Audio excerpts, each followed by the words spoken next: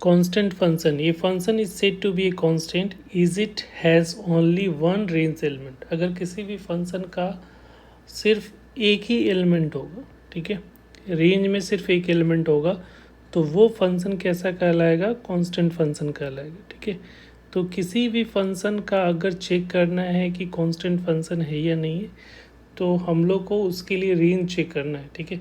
Range में सिर्फ एक ही आउटपुट, मतलब आउटपुट जो है ना सिर्फ एक ही आना चाहिए, फिक्स होना चाहिए, एक ही रेंज में एक ही एलिमेंट होना चाहिए। डोमेन में एक से ज़्यादा हो सकता है, दो हो सकता है, इन्फिनिट हो सकता है, ठीक है। तो रेंज डिसाइड नहीं, डोमेन डिसाइड नहीं करता है कांस्टेंट फंक्शन का। कांस्टेंट फंक्शन को डिसाइड कौन करेगा? रेंज, ठीक है। तो जैसे एग्जांपल के तौर पे यहाँ पे y equal to f of x, ठीक है, ये एक कांस्टेंट फंक्शन है। तो ये कांस्टेंट फंक्शन को अगर देखोगे तो यहाँ पे जो आउटपुट है वो k है। अब इनपुट में कुछ भी डाल दो, ठीक है, जैसे f of x is equal to अगर k लिखा हुआ है तो एफ ऑफ वन भी डालोगे तो पर भी आउटपुट k मिलेगा, एफ ऑफ टू डालोगे तो पर भी आउटपुट k मिलेगा, क्योंकि इनपुट में x इसमें है ही नहीं, ठीक है। तो इसका ग्राफ जो होगा, अगर ग्राफिकली देखोगे तो इसका ग्राफ कैसा होता है कांस्टेंट फंक्शन का, कि यहाँ पे ये इस टाइप का ग्राफ होगा जो कि हमारा एक्स एक्सिस के पैरेलल होता है, ठीक है। और यहाँ से परपेंडिकुलर डिस्टेंस सबका क्या होता है? इक्वल होगा, ठीक है। जो भी डिस्टेंस होगा वो किसके इक्विवेलेंट होगा? के बराबर होगा।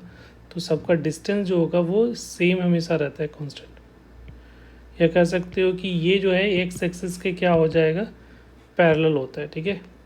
अगर कांस्टेंट फंक्शन का ग्राफ देखोगे तो हमेशा क्या होगा? एक्स एक्सिस के पैरेलल बनेगा, ठीक है। तो या इसी को y इक्वल टू के हो गया। एक एग्जांपल है कि ये फंक्शन, जैसे ये फंक्शन है, इसको चेक करना है कि ये कांस्टेंट फंक्शन है या नहीं है, ठीक है। तो ये कांस्टेंट फंक्शन चेक करने के लिए क्या करना पड़ेगा? पहले हम लोग को तो डोमेन चेक करना पड़ेगा। तो इसको डिफाइन होने के लिए, रूट को डिफाइन होने के लिए ये पार्ट ग्रेटर देन 0 होना चाहिए और ये भी पार्ट दोनों साथ में ग्रेटर देन होगा, उसका इंटरसेक्शन जो होगा उसका डोमेन होगा, कि दोनों पार्ट का डिफाइन होना चाहिए। क्योंकि रूट के अंदर में जो वैल्यू होनी चाहिए वो क्या होना चाहिए? रियल सिस्टम के लिए पॉजिटिव या तो 0 होना चाहिए, इसलिए x-1 ग्रेटर देन 0 करोगे तो यहाँ से जो वैल्यू आएगी वो क्या आएगा? x की value greater than equal to 1। और इस पार्ट का देखते हैं, ये वाला पार्ट, एंड इस पार्ट को देखोगे तो यहाँ पे 1 minus x greater than equal to 0, इसका मतलब हुआ कि x less than equal to 1।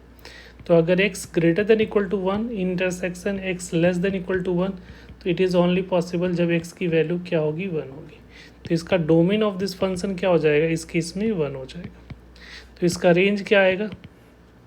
तो रेंज अगर इनपुट में तो सिर्फ एक ही एलिमेंट है तो पुट करोगे तो आउटपुट क्या आएगा? क्योंकि ये 0 दोनों 0 प्लस 0 0 हो जाएगा।